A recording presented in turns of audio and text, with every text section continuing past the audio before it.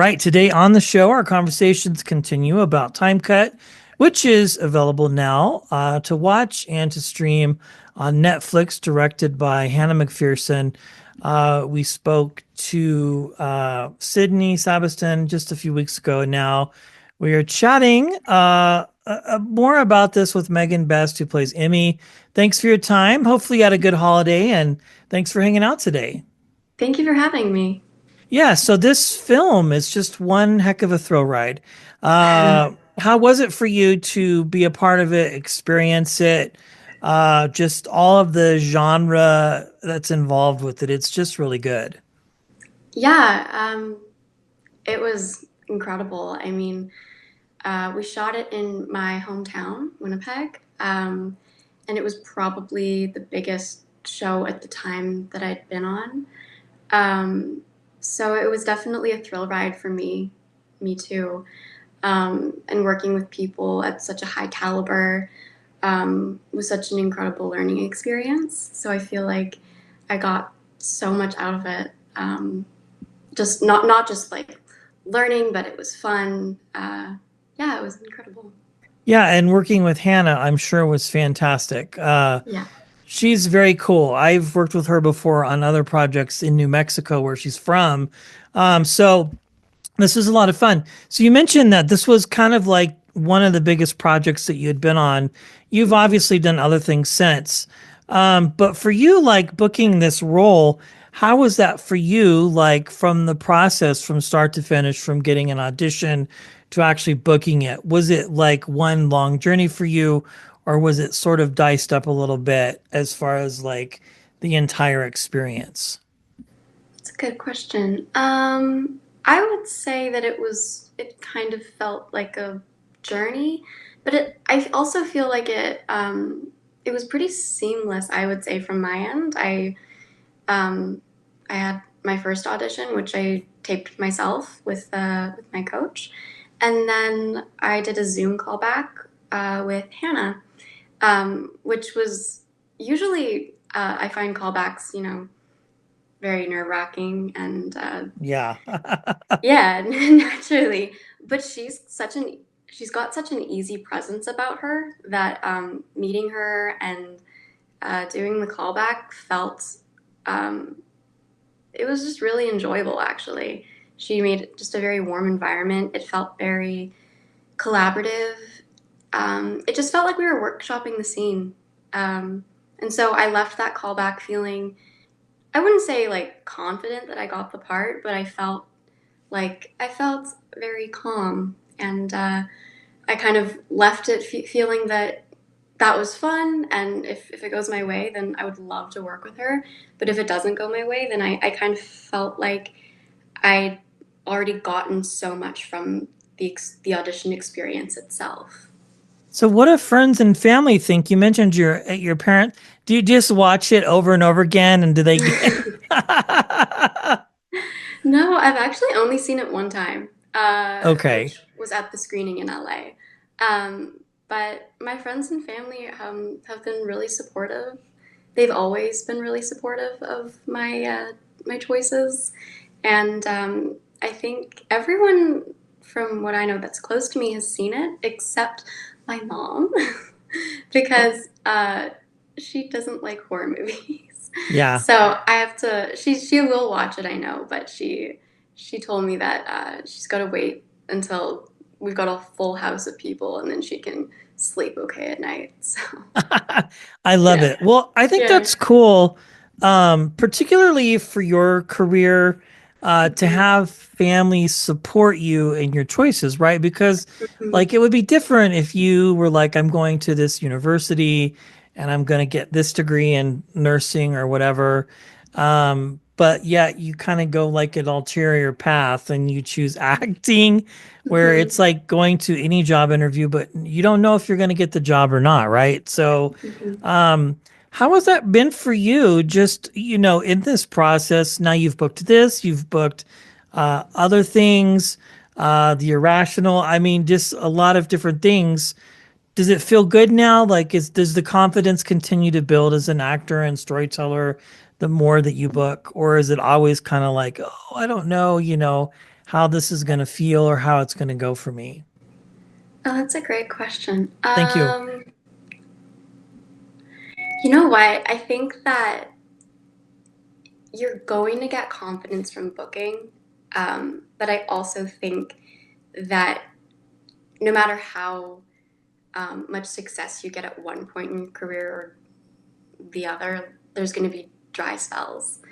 And I think that you have to find confidence within your work outside of the the actual bookings where you're getting paid to do it. And so I for sure have gotten confidence from working with various people in various projects. But I also find that I've had to feel a little bit more rooted in my confidence as an actor and my skill set that I've been able to build upon over the years, just from going to acting class, working on little shorts and independence with friends, and getting my confidence of it more from like the creative side of it rather than the professional side, if that makes sense. No, I totally get it. Again, Yeah. it's like a different thing that you're doing, Mm-hmm. right? Totally. And there's not really like there's the assurance of obviously what you want to do and you're pursuing Mm-hmm. this, but like outside of that, there's no assurance. You know what I'm Yeah. saying? Because Yeah.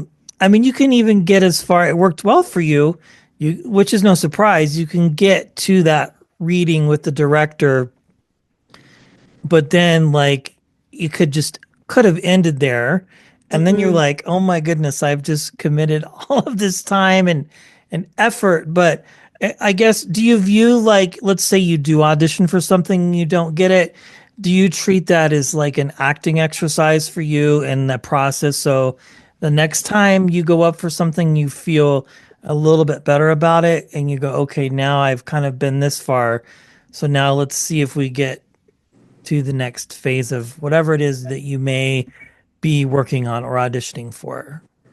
Completely. I think approaching auditions from this is an opportunity for me to act rather than from I need to book this job has been, I think, vital in Mm. me being able to sustain. I mean, I haven't been in the industry that long, but um, to just have come this far, I think taking that pressure off of I have to book this role um, has not only made auditioning so much more enjoyable and much more of a learning process, but I think it's also, you're able to deal with the rejection a lot more.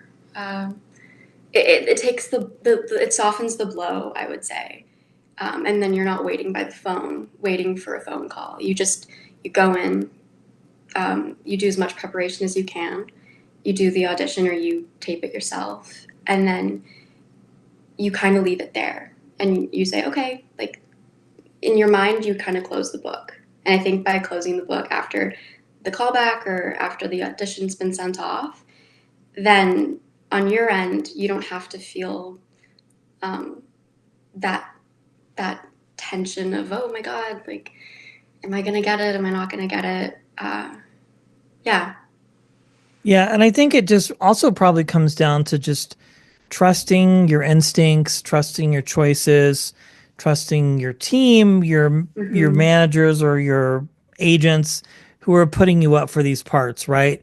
That's the Yeah. thing I think is so interesting about what you do is like it's such a specific process. Like it's all very like based on a lot of what people would consider vain things, but like the director or the writer has a very specific idea in mind, right? And they will go Mm-hmm.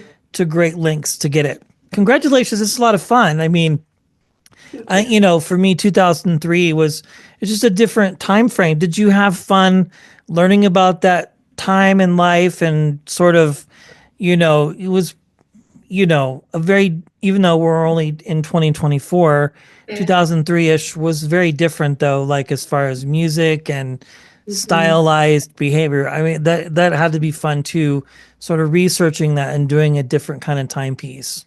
Totally. Yeah.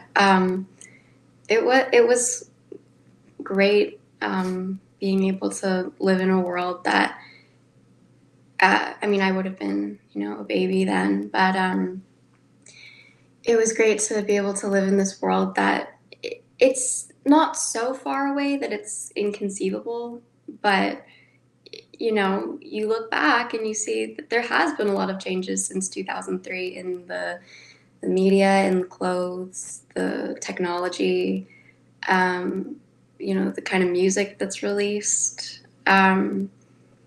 It feels, I mean, felt like a more colorful time, but Yeah. 2003 was definitely different. yeah. Um, yeah, I was talking to some actors the other day about a movie coming out, and it was in the 70s, and there were no cell phones, there was no social media. So the idea of not being able to go to a phone, I mean, even in 2003, I mean, there was technology, but we've far surpassed that now. Mhm. It's a cool show. I think people, it's a great, it's fun, it's interesting. It's just a really good film. You had a great experience on it, yeah. So, Yeah. you've progressed along. What are some things that you've learned maybe from this film, working with other great actors, great director, that you would continue on or carry on with you for the next thing, whatever that might be for you as a storyteller? Um, I think just I think the things that I've learned throughout this process, Mm, you've seen a lot of like I'd say processes, like my whole experience in the film world, acting world. Um, a lot of the little nuggets I receive are kind of they research and they're just kind of worded from different people, but you see the same things of you know uh, be present at all times in your personal life and on set. I think as an actor, um, having being as relaxed as you can be, as connected as you can be to not only the other actors in the scene, but just to the whole environment around you. mm. Um, I think that as soon as I stopped getting so in my head on a film set and just really started paying attention to, okay, what's the lighting? What are the lighting guys doing? Okay, where's the camera? Okay, what kind of shot is this? And I really started paying attention to those things. I was able to, I think, relax a lot more and understand how to do my job a lot more efficiently. Um, and I think just patience is something I've learned. Um, I've had those like one-off experiences where I get a phone call right away about a job opportunity, and then, or you get a job relatively quickly into the audition process, and you get Mm. success pretty early on, and you're like, oh my god, like this is easy, and then you don't get a phone call for a year, and you're like, what's going on? Yeah, I think it's just all very fascinating. Mm-hmm. And it's a good film. So, it's great. I'm sure the sky is the limit, if not more for you. Yeah. Congratulations. This is really fun. And if people have not seen Time Cut, it's now on Netflix streaming, and you and all the other amazing people are a part of it. Congratulations, and thank Thank you for you. your time today. I appreciate it hanging out on holiday, and hopefully you get to go back to work and do something fun. I don't know what your life is like now, but very cool that you get to spend time with family. And congratulations on this. This is a great film. I appreciate your time. Thank you, Brett. I appreciate you having me. Absolutely.